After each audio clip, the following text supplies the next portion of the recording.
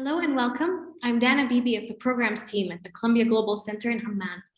Thank you for joining us today for a reading and conversation with Hisham Bustani.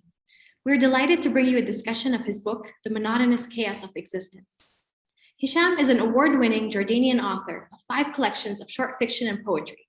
His works have been translated into many languages, with English language translations appearing in journals including the Kenyan Review, New England Review, the Georgia Review, Black Warrior Review, the Poetry Review, Modern Poetry and Translation, World Literature Today, and the Los Angeles Review of Books Quarterly. The UK-based cultural webzine, The Culture Trip, listed him as one of Jordan's top 6 contemporary writers. His book, The Perception of Meaning, won the University of Arkansas Arabic Translation Award. Hisham is the Arabic fiction editor of the Amherst College-based literary review, The Common, and the recipient of the Rockefeller Foundation's Bellagio Fellowship for Artists and Writers for 2017.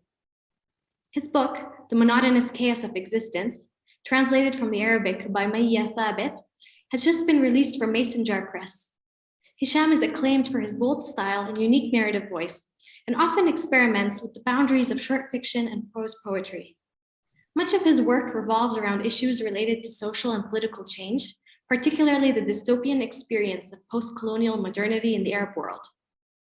We're pleased to be involved and to have the opportunity to share this work with a broader audience.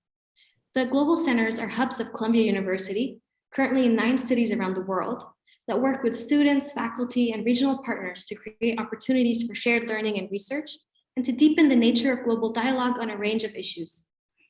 This book talk is our 6th in a series that features Arab authors to showcase some of the breadth and diversity in Arabic fiction writing. The Monotonous Chaos of Existence is an intriguing, unconventional book. It's been described as exciting, askew, and challenging, as these stories recall the rhythms of poetry, offer up the intimacy of memoir, and often feel more like films than fiction. Another reviewer labels this book as a rebellion against short fiction convention through incomplete exchanges and letters, surrealism, autofiction, comics, and textual and photographic archives. This book is a unique contribution to post-colonial literature, as the innovative storytelling, threaded by shades of quantum physics, is an excellent immersive mirror of reality. I would now like to hand over to Ursula Lindsey, our moderator for this conversation. Ursula is a journalist, essayist, and literary critic with a vast geographic scope over North Africa and the Middle East.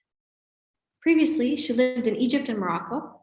Today, she lives in Amman, Jordan, and is a contributor to The Point, The Nation, and the New York Review of Books. She co-hosts the Bulaq podcast, which focuses on Arabic literature and translation, and is part of the Amman-based podcast network Salt. She was an editor of the Arabist blog, reported from Egypt for many years for the BBC PRI radio program, and covered the Arab Spring for Newsweek, the New York Times, the New Yorker Online, and the London Review of Books. Thank you again to everyone in our virtual audience for being with us. Please do send in your questions through the Q&A chat box at the bottom of the screen, and they will be addressed in this webinar. Now, please join me in welcoming Ursula.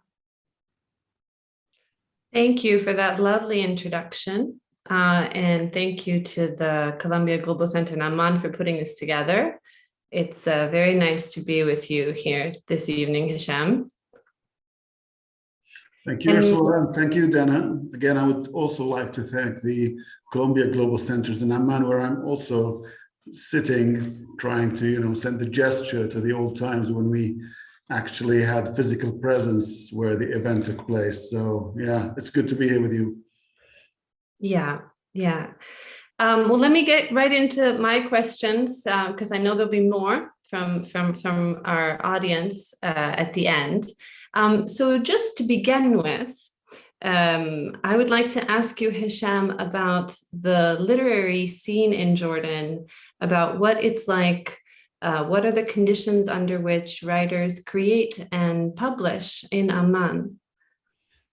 Yeah, the literary, let's say, as you said, scene in Jordan is basically is composed for me 2 separate realms that are disconnected somehow and fragmented internally, each in its own way.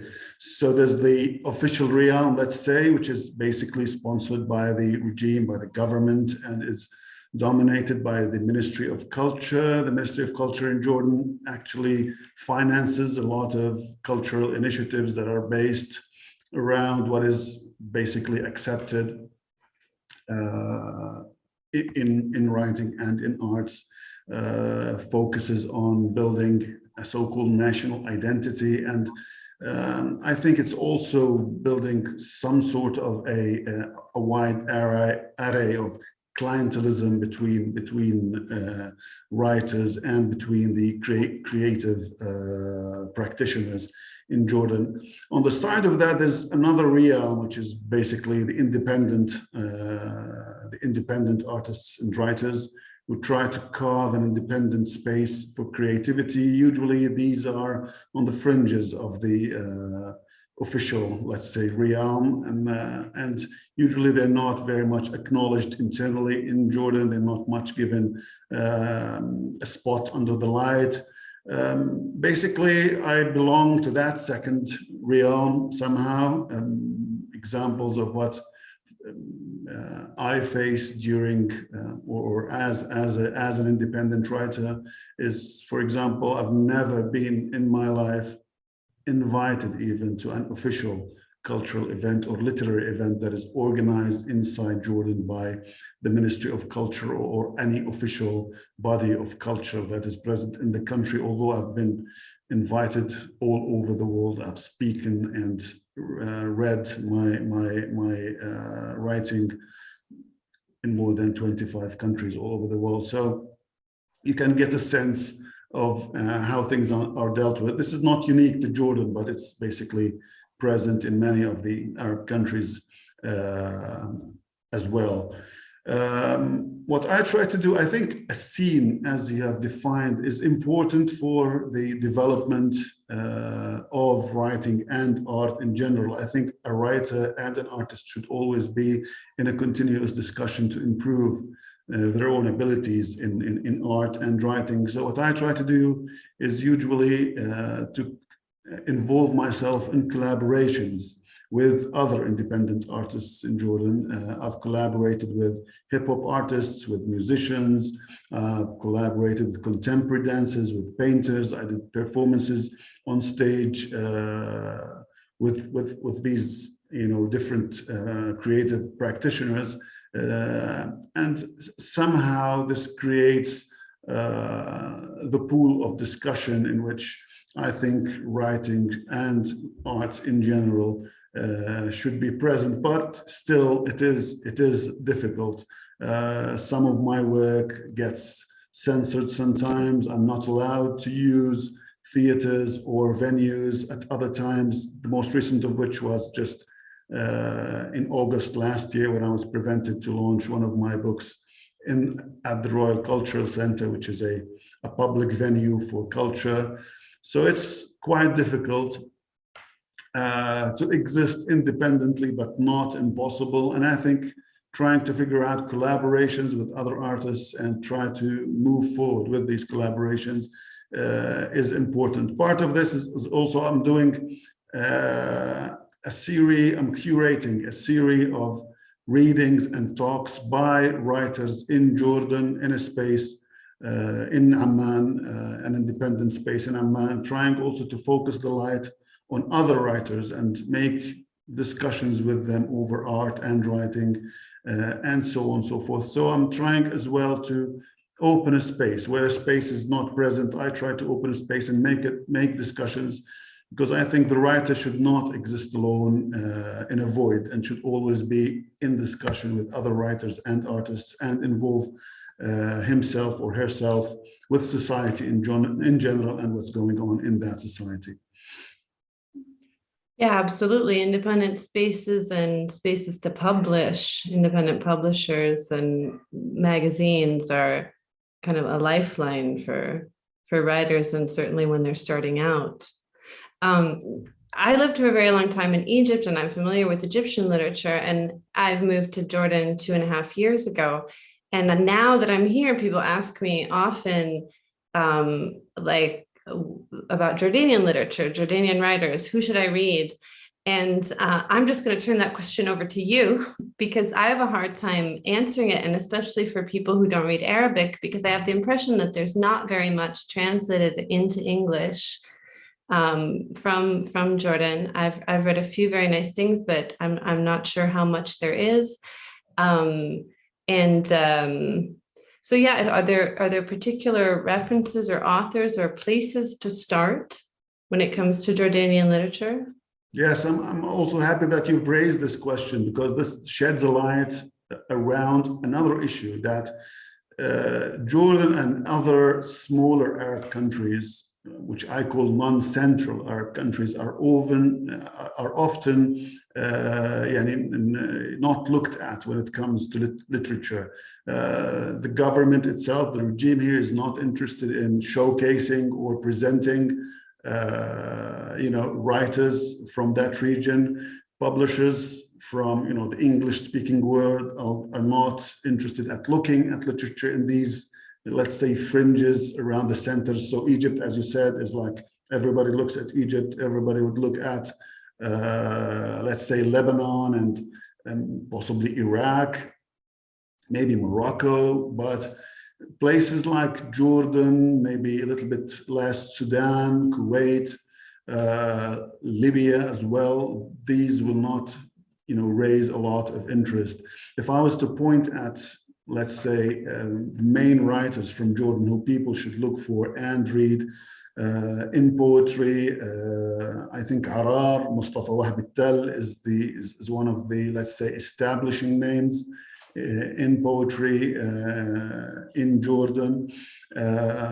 On the novel and short story genres, I would recommend Ghalib Harasa, who lived his life mainly exiled from Jordan in different locations in Syria, Lebanon, Iraq, and Egypt. He's one of the, I think, big names in Jordanian literature.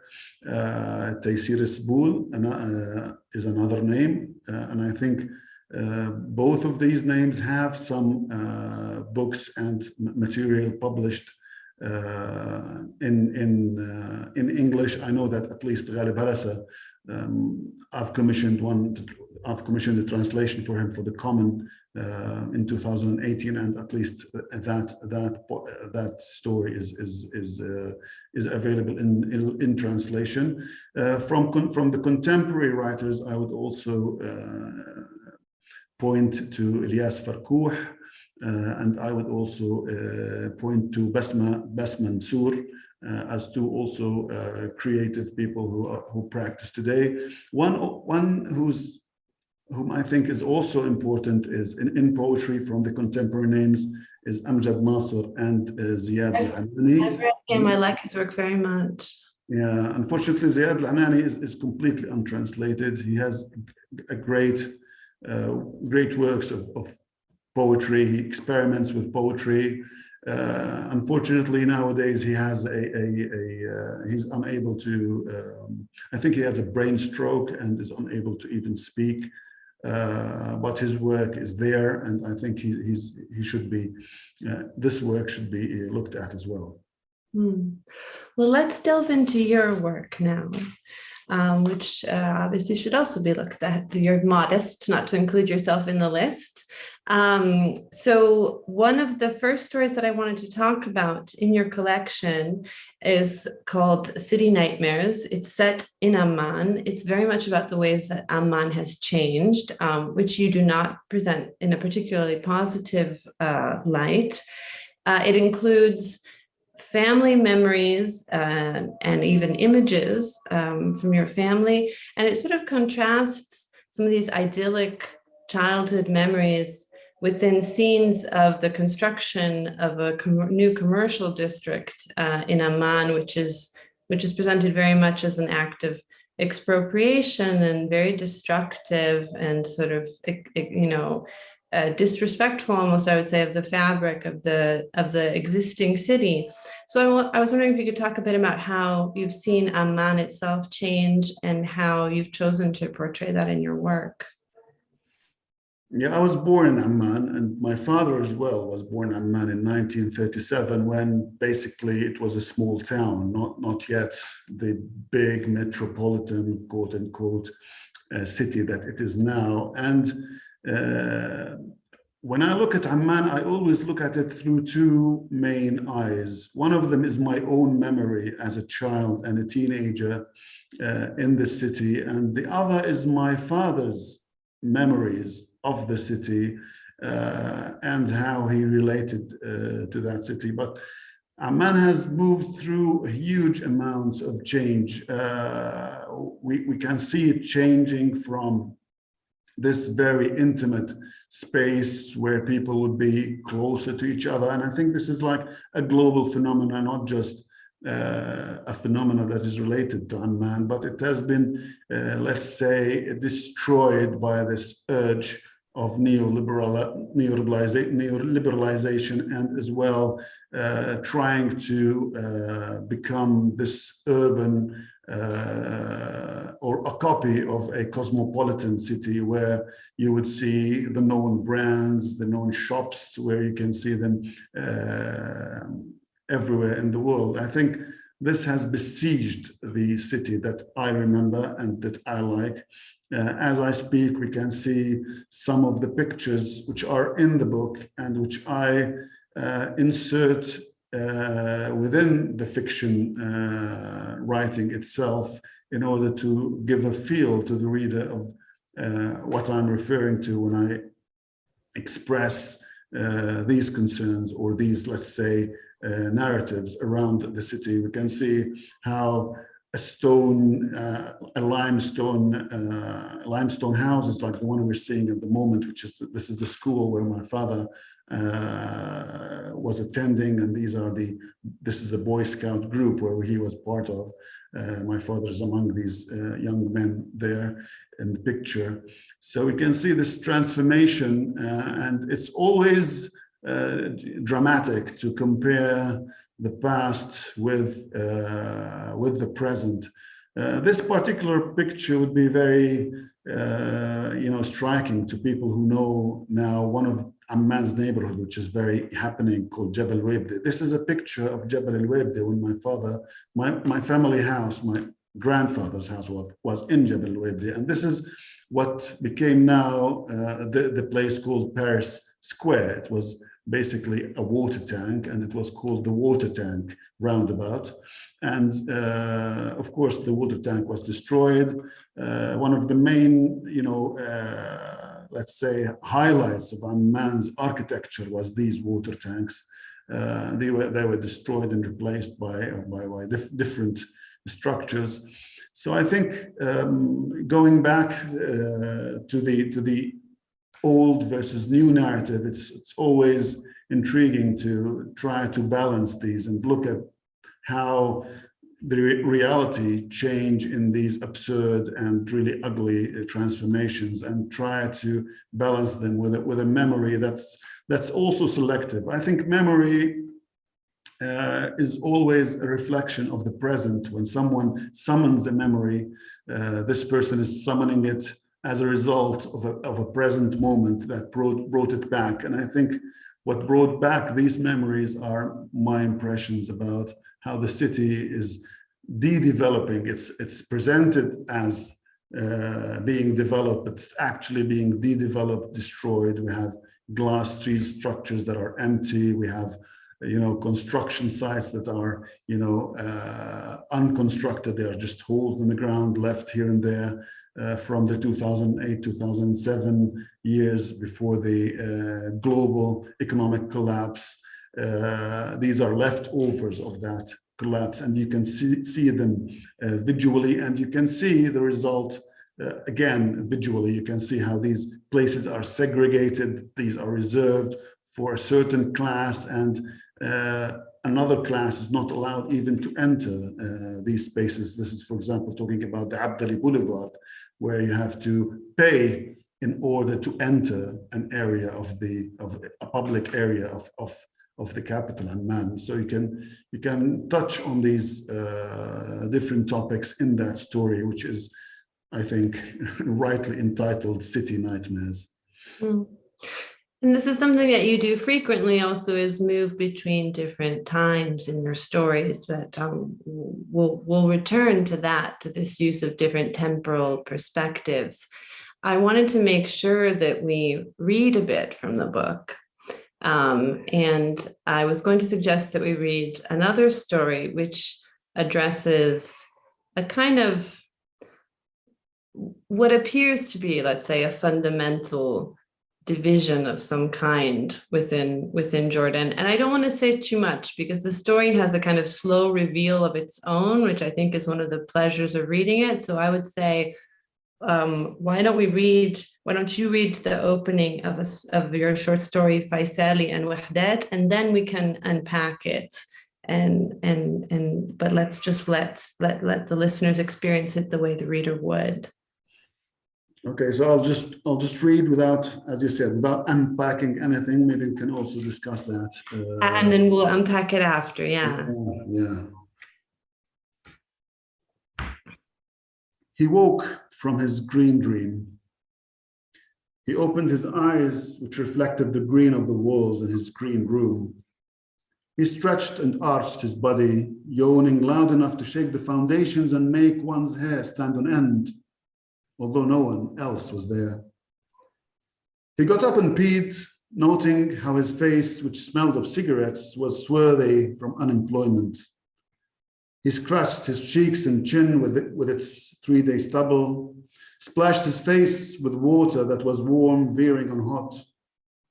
It came straight out of the metal roof tank that baked in the sun, opened the fridge and drank 2 glasses of green milk, not his usual single serving, downing them in one gulp, and then started thinking about how to come by the cost of the glass of green milk he would drink the same way on the following day. He didn't think long.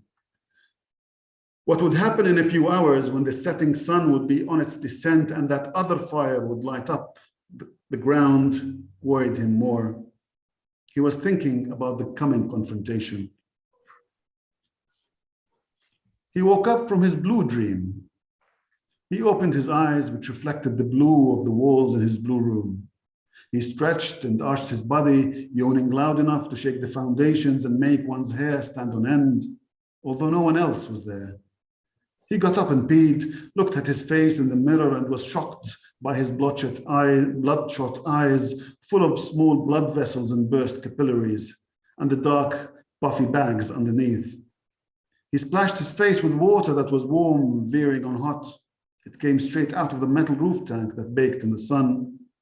Opened the fridge and drank 2 glasses of blue milk, not his usual single serving, downing them in one gulp, and then started thinking about how to come by the cost of the glass of blue milk he would drink the same way on the following day. He didn't think long. He too was thinking about the coming confrontation. The green man walked through the alleys of the refugee camp, amidst the dusty and swollen faces of malnourished children and packs of jobless young men. His village west of the river was like a vision in a dream. He'd not once set foot in it, but since his parents and grandparents described it endlessly and in the minutest detail, he knew it house by house and stone by stone, just like the camp. "That is your homeland and don't you ever forget it," they would say to him, recounting stories of expulsion, massacre, and betrayal, meaning Arabs' betrayal. "The Arabs betrayed us and never bothered to find out what became of us. And now they torment us just like the Israelis, if not worse." His father had told him one evening. His friend and the neighbor's son said the same thing. Ya Wahdana had sung the poet of the revolutionary mu'allaqat, deriding the revolution, the ummah, the cause and class war, and ridiculing al-Qawiqji, al-Qassam, Qaid al-Abidat, Muhammad Hamad al-Hnayti, and Sultan al-Ajluni, as well as the thousands of martyrs, fighters, and militants who came from around and beyond and were immolated in the blaze of the struggle. Confirming the poet's piercing cry of Ya Wahdana, the green man spat on the sea of faces, cursing right and left and all and sundry without distinction. When he reached the clubhouse, he was lost in a wave of green men streaming forth on their way to the confrontation. The blue man walked in the alleys of the neighborhoods, with his mind on his humble village over there, to the south or to the north. He visited it no more than once or twice a year. Going there was hardly ever possible because of his moron of a boss, because his moron of a boss drove him like a workhorse when he got home at night, and when he got home at night, he was simply exhausted. He looked at the skinny children passing him and the swarms of jobless young men sprawled out on the sidewalk behind him.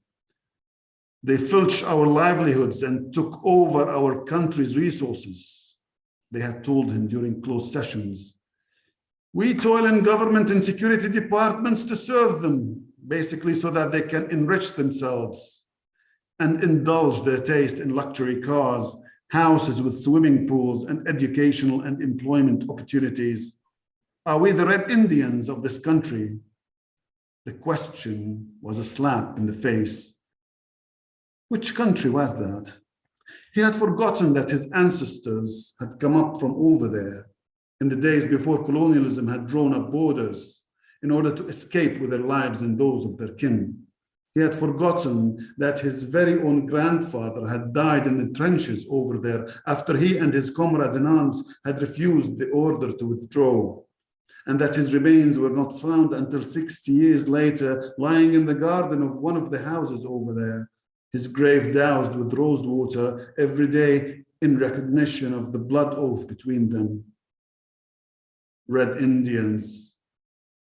The blue man could attest to it, and he spat on history and its blood-soaked course, piling imprecations on the children of his kind among the residents of the filthy alleys and the dusty-faced people. When he reached the clubhouse, he was lost in a sea of blue men, and the blue wave streamed out to the confrontation. So this is about the point in the story where I understood what was going on, I think. And for those who haven't, where the blue man and the green man are supporters of two different football teams that also belong to two different communities. And as you spell out in a note at the end of this story, these are Palestinian Jordanians or West Bankers and Jordanians or East Bankers. And this has to do with which side of the Jordan River people are originally from. And as you also spell out, this is a cleavage that is very much present, talked about and not talked about in Jordan, and you describe it as sort of manipulated and fomented for purposes of for authoritarian purposes, and also a constructed maybe post-colonial identity. And again, you play with time, right? Because you're in a present moment, but you're also kind of telescoping back far into the moments of these two characters. So when you write about, why was it important to you or why did it inspire you as a topic to sort of creatively address this cleavage in Jordanian society? I think it's the first time it's addressed in that, let's say, setting in Jordanian literature. I've never read a story or a piece of fiction or even poetry that addresses this drastic situation. Identity politics in Jordan is, as you said, deeply entrenched, and it's also, for me, it's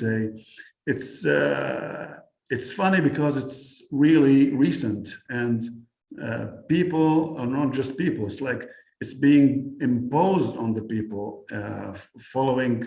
In order to establish the identity of post-colonial states that were brought into being by colonialism after World War II, when the British and the French colonizers came into the region and divided the region into the states that we know now as Jordan, Palestine, Syria, and Lebanon. So before that, there was a societal fabric that was interactive. There was social, economic relations. There were freely moving, let's say, people were freely moving in that space. And you have a lot of family ties, social ties, and economic ties as proof. Yet still people fall for this post-colonial construct of identity building that is important for maintaining these, let's say, manufactured borders and maintaining their subordination to regional and global powers. And actually they're contributing to the de-development of these polities in a sense. So that was striking me as clearly obvious, but yet the clearly obvious is not so obvious to the mass of people who contribute to this let's say division through a very straightforward notion, which is football club and the football league. And it's very also peculiar that how in the political narrative of the regime, this is a red line. It's all the time they're talking about national unity in the newspapers and in the official statements that are presented. Yet these two football clubs, which represent this divide, and they shout at each other extreme obscenities during the football match, are allowed to exist, and the football matches and what happens in them continues to exist, and I think it's even encouraged in order to maintain these divisions, which is, I think, are a reflection of how authority can control people, prevent them, like divide and rule. This is now well known. This is also implemented in societal structure. So I wanted to explore that in fiction, and even because, well, again, the issues of border and the manufactured side of borders is also now important in a global context. We see refugees trying to cross borders, running away from war, trying to find a better life. We're seeing, like in Europe now, which, again, talk about human rights and the right of refugees, pushing refugees away, possibly practically maintaining them in life-endangering situations like the extreme cold or things like that. So all this notion about borders and identities, which are quite obvious to a contemporary person living in the 21st century, to see how absurd they are and how actually they are tools of authority and authoritarianism are actually again played in society and maintained. So I think this story tries to touch on that from a perspective which is very local to Jordan, yet it's very global in its reach. Yeah, I think that without even getting all of the local references, some of which you explain in footnotes, the story works very well because one understands that there's two groups. I mean, there's obviously a specificity very much, but also there's a universality to this as you slowly grasp these two figures that are sort of almost mirror images of each other. And in the beginning, there's almost a playfulness to it, the blue man and the green man, and then it kind of progresses and gets much darker. But on a narrative level, without even knowing the specificities, one is sort of captivated by this feeling that, oh, they're on opposing sides, and yet they seem so similar to each other.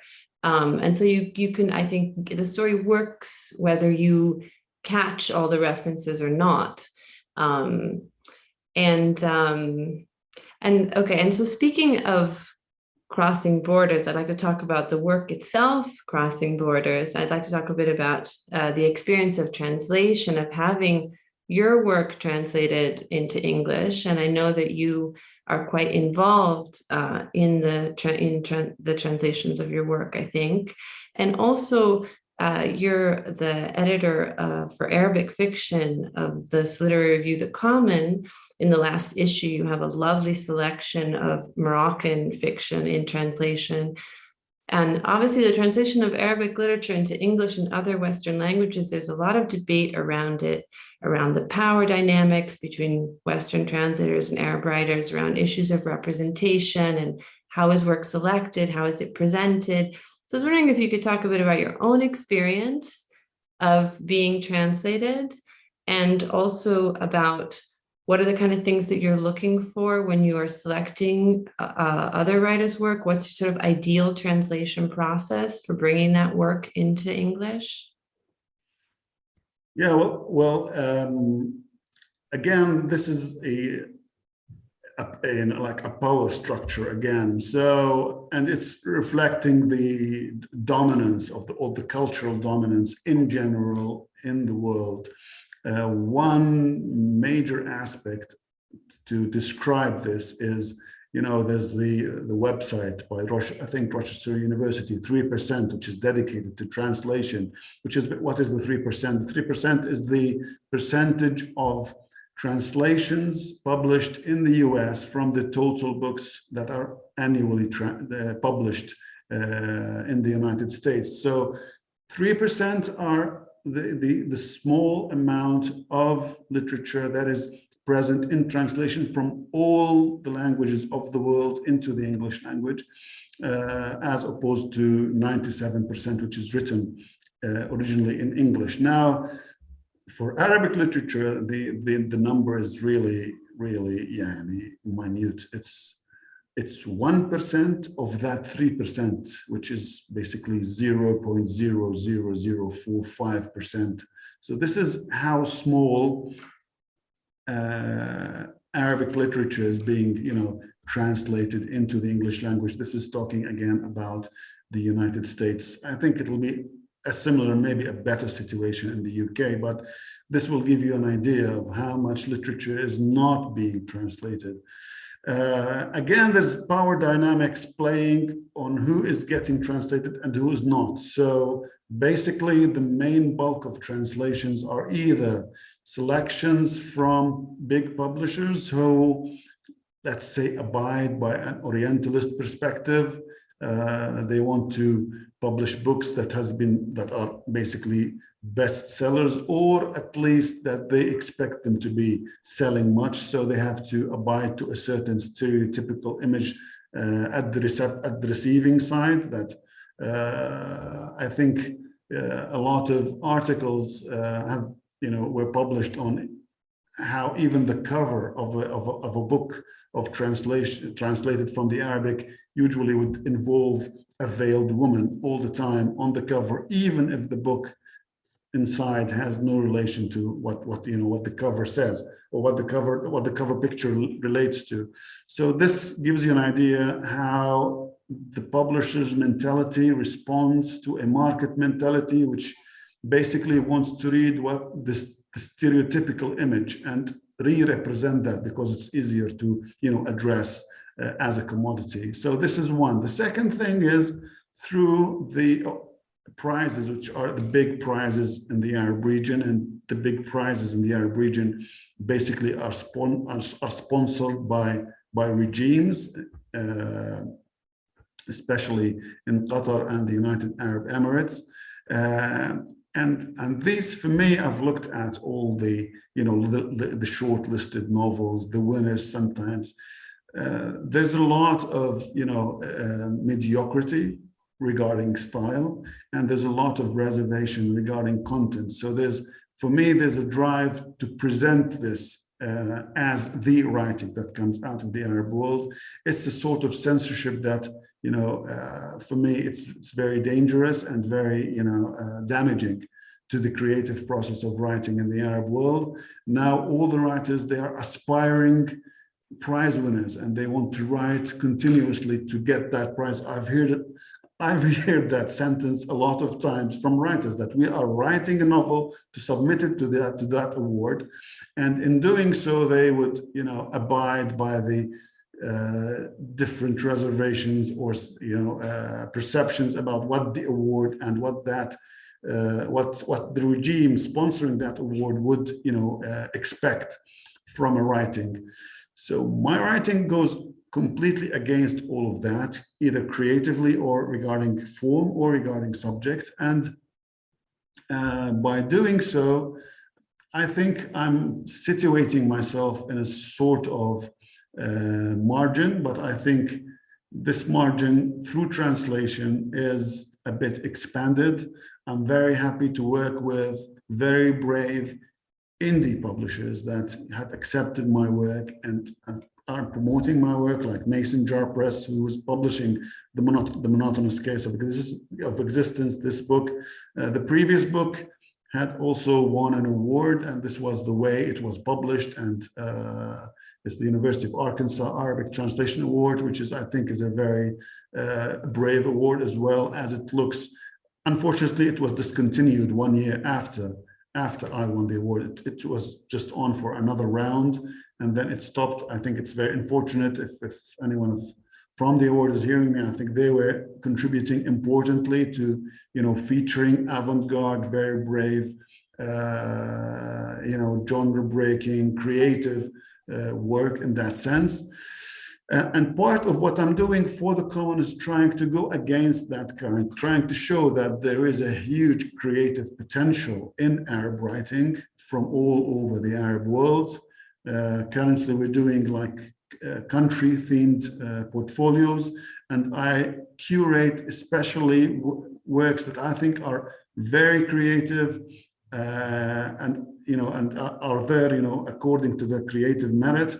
And basically, there's no censorship practiced by me. Obviously, it's the opposite. I try to select work that raise controversial topics and even raise controversy sometimes over style and content. So these are what I'm trying to do, and I'm trying to say that the Arab world, the Arab writing world, actually has a huge creative potential, and it is there, but unfortunately it's not being presented because there's a power dynamic that restricts all of this to come out and get exposed. I hope I'm doing like a small work to feature these. And also, finally, to just wrap up, also this is important to me as a writer. Again, I told you there's a fragmented scene. So this way I can also go into a discussion with other Arab writers, also with translators of Arab writing. And this creates somehow a scene of dialogue and discussion around art and literary issues, where it's also benefiting for all those who take part in this dialogue. So I have a couple of follow-ups actually from the audience, and I'm just going to throw them in there since they're on this topic. First of all, I have a request for you to raise the book and show us the cover again, since we were talking about presentation of the work. And we can both do that. There we go. Yeah. And inside, I also want to just make a gesture to one of the stories, which also is in comics. So it's text and one section in comics as well. Yes, there's photographs, there's comics. You play with different kinds of text, with different sort of presentations of the text. I would like to get to some of the formal elements, but just on this translation, because people have this question from the audience. So one was about how is it like working with your translator Maya Thabit and with Mason Jar Press, like on the issue of translation? I don't know, was there like a lot of back and forth? Like, what was the actual process like?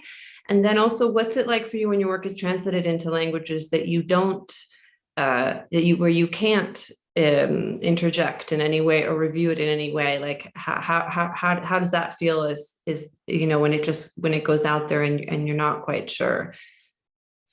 Well, working with translators is always a very fulfilling experience.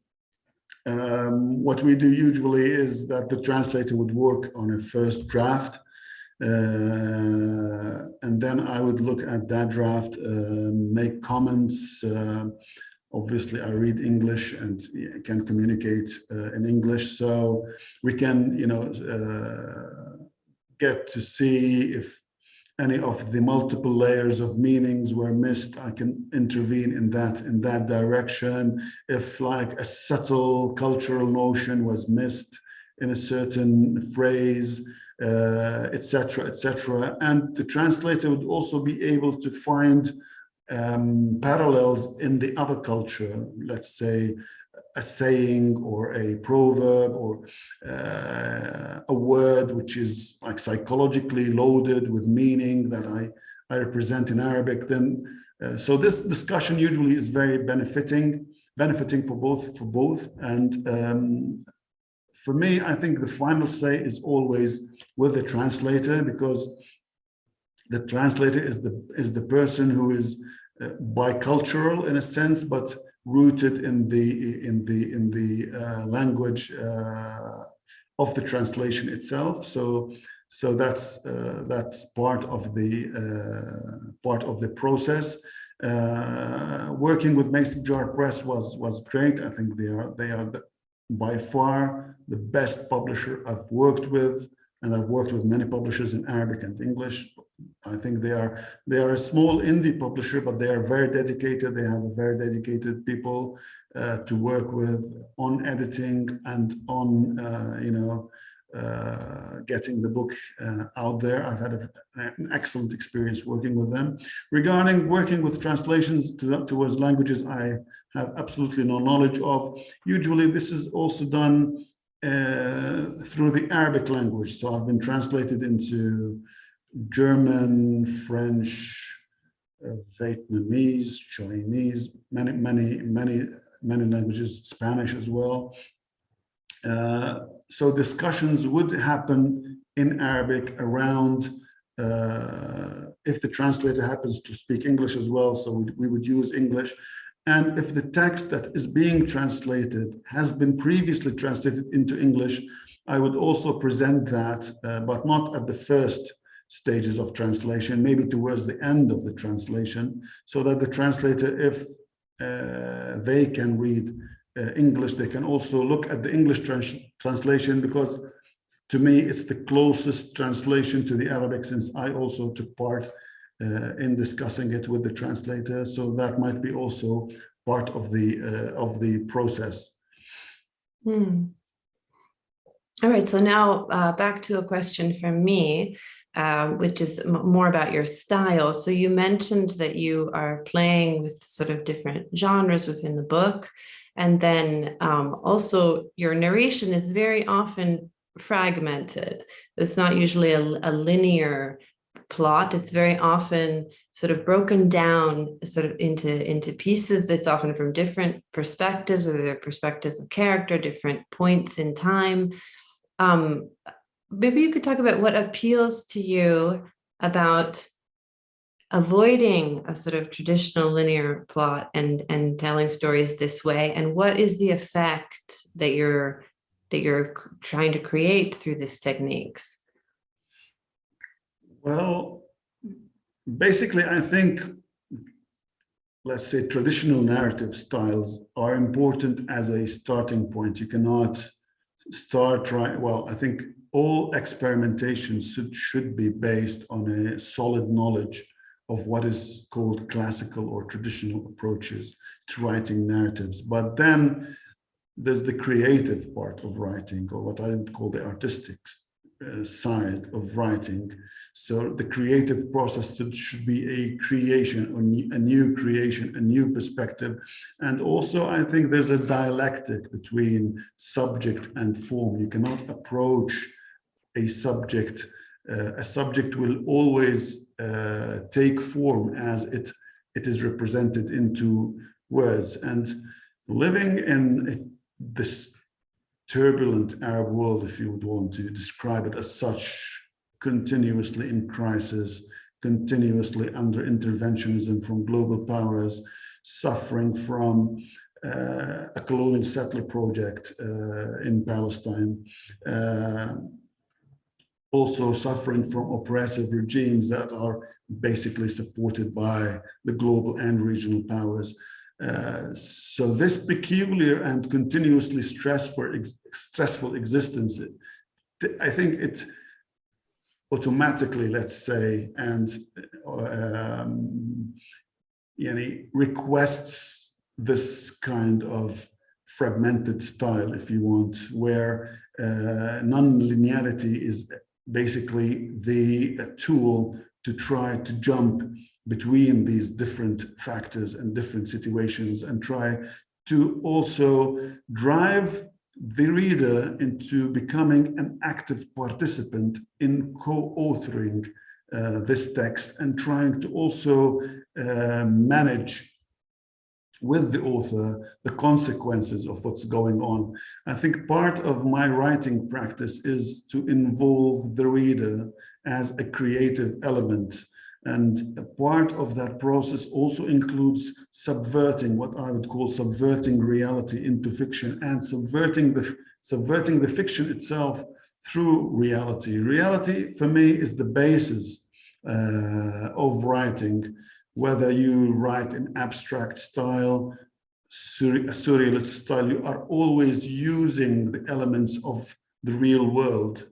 We cannot invent something that we have no experience or have never seen before in our lives. So what we do is manipulating the objects of life, and whatever impression is left with the reader, it's also related to the real world in that sense, that they're also impressions that are derived from their own real world and experiences, and so on and so forth. So this is what I would call subverting the real and subverting the fiction together. It's a dialectical process, and I think it's somehow related to the situation in which I find myself living in and actively engaged with, and I want to relay that somehow to the reader in a stylistic manner. And I think this is somehow, I hope I hope I am successful in doing that. Influences towards that style come basically from quantum physics, and the book's title itself, the Monotonous Chaos of Existence, is basically influenced by chaos theory. And I think the world of quantum physics is very much related to this kind of non-linearity and multiple points of view, and the evolution of potentialities and possibilities as one goes deeper and deeper into a text or into an artwork. And we should say, for those who would like to hear a little bit more about your thoughts on that, you published an essay in LitHub, which really describes this relationship that you find between literary production and quantum physics. I just want to sneak in a couple more questions from the audience, because I know we only have a few more minutes here. So I have a question about, you mentioned that you've supported collaborations with other artists. Are there physical or other spaces or projects underway today in Jordan for intra-artistic collaborations, or do you know of any such possibilities? So these are spaces or projects for collaboration between artists. And the other question is, are there ways to get more Jordanian work seen outside of Jordan? I don't think we'll have time for anything more, so I'll let you pick and choose. Sure. So yeah, for me, well, it's basically collaborations are, which is sad. It's like an individual initiatives that are usually, they find no particular space. They have to invent their own space. For example, there's a vibrant indie music scene in Jordan. Many of the big indie Arab bands come from Jordan, but their articulation of the art itself inside Jordan is kind of weak. There's no space to build on what they do. Same thing of what I did with collaborations. So I did, for example, in 2014, I did a huge collaboration with Kaz Al-Umam, who's a rapper, or he's now called Kaz Turabiya, Zaid Naqas, a band, other musicians and sound art and visual artists, but that went nowhere. It's just one show, and it just evaporated because it was based on an individual initiative, the coming together of individuals without having, a scene where people would continuously interact and build on their work. This is very unfortunate, and it's also unfortunate for me that I have to manage, explore spaces beyond my own culture and language, like in translation, in order to get out there and bring this forward to other people. There are some nice galleries and artist space in Jordan, but of course, everybody has also suffered in the last 2 years from the extended closures because of COVID. I was just starting to explore these spaces, and there are some lovely ones, and they've had such a struggle. Yes, and again, they're also built on personal initiative. There's no long-term established, a foundation of some sort that would support continuously bringing forward collaborations, experimentations of arts and literature, and so on and so forth, like what you'd normally find in let's say in London, where you have a huge amount of venues for such collaborations. You'd have huge amounts of funding for such huge collaborations. Here, funding is reserved or is used or manipulated by the state, by the regime, in order to bring forward those who are part of their system. There's a system of nepotism, I would say cultural corruption, which introduces and reintroduces mediocrity and celebrates mediocrity just to keep, I think, the controversial issues either in form or in subject outside the scope of literary discussion and artistic practice.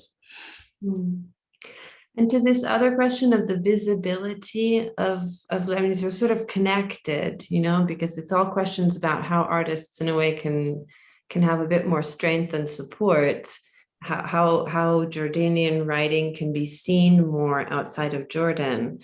I don't know. I mean, I suppose I can present my own experience. My own experiences, for example, I've published all my books outside Jordan. My books are published in Beirut and in Cairo, and I've chosen that deliberately, because if I published with a Jordanian publisher, they would not be visible outside maybe the publisher's offices. This is a very sad thing to say, but this is what's going on.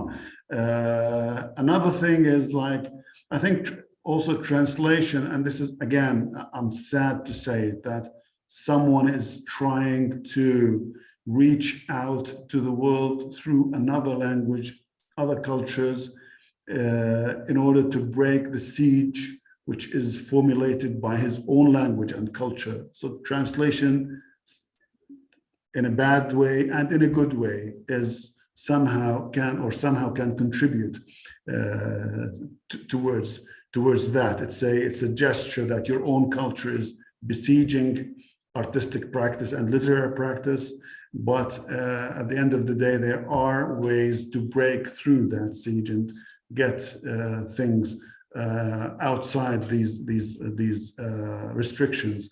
Again, I would point to the Commons portfolio, which I'm curating.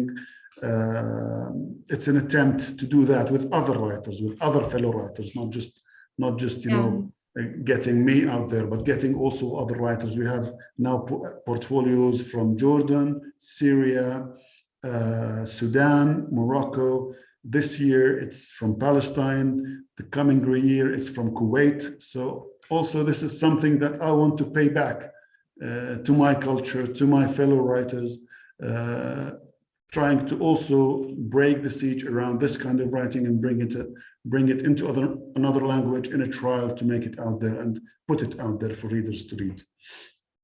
Yeah, and if I can also add a note of optimism on that front, I mean, despite all the structural challenges that you mentioned, which I think are very much there, but I, as someone who reads almost entirely Arabic literature in translation, I feel like actually the amount and quality of translations from Arabic literature, though it may remain minuscule compared to in the grander scheme of things has increased in the last decade since I've been here, and that I'm discovering wonderful writing all the time, like just wonderful things. And we are on the podcast covering like amazing, whether it's writers who wrote 30 years ago and are getting rediscovered or retranslated for the first time, or new young writers, like there really is, it's a joy.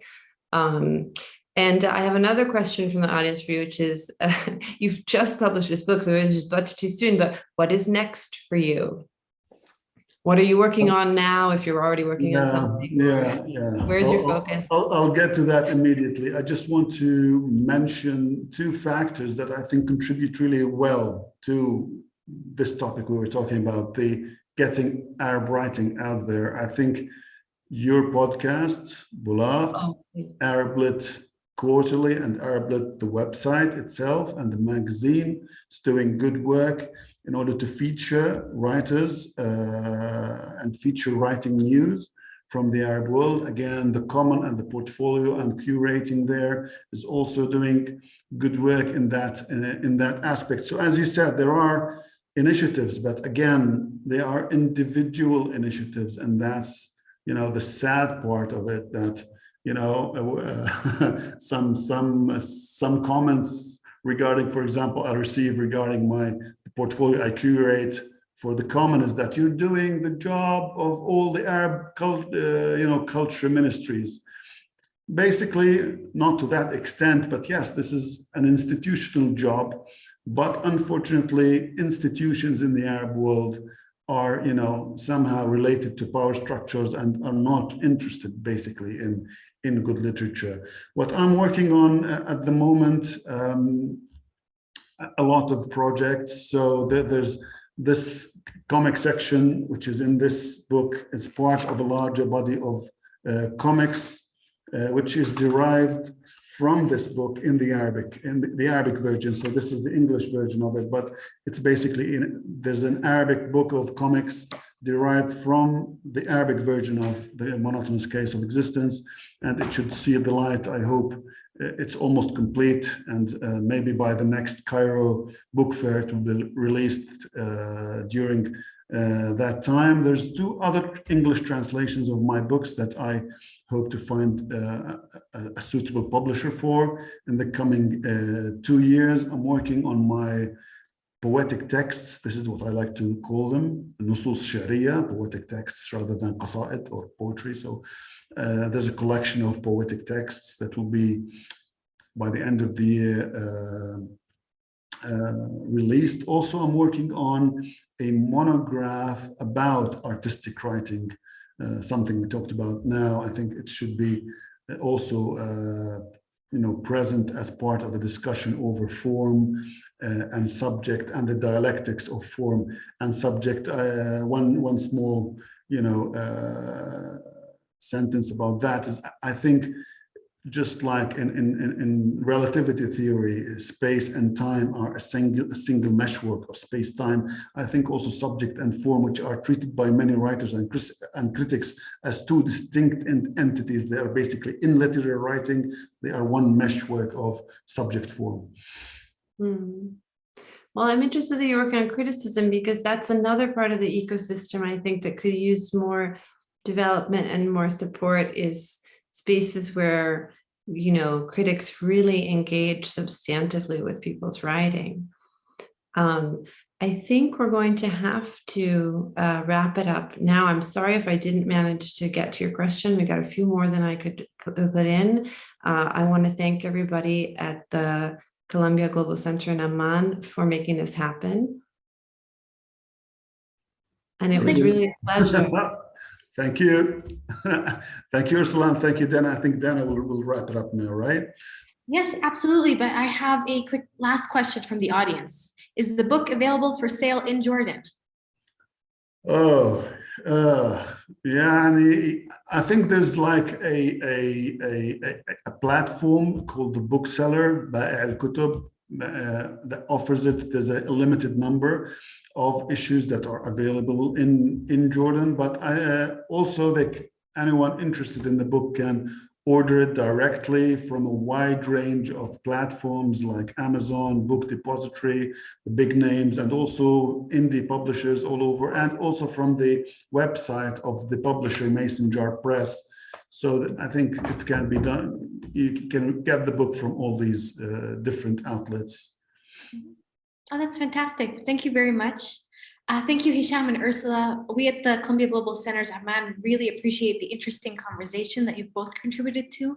You've given us a lot to think about and be excited about. We would also like to thank everyone who sent in questions and our audience for joining us in our book talk series. A recording of this virtual book talk will be available on our website and on our social media platforms. Thank you.